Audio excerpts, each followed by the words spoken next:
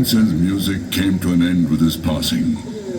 So immense was the great Emperor Akbar's regard and affection for Mir Tansen, he issued a royal decree calling on all musicians to be present at his last rites to pay homage to him.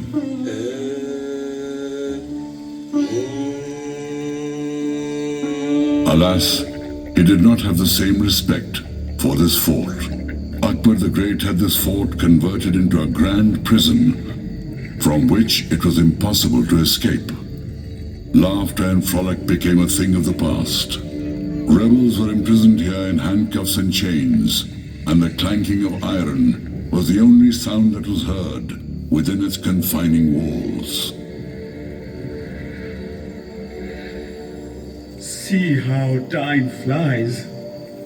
Our wonderful fort has become a resting place for pain and suffering. It pains me to see the beautiful spaces created to shield the Rani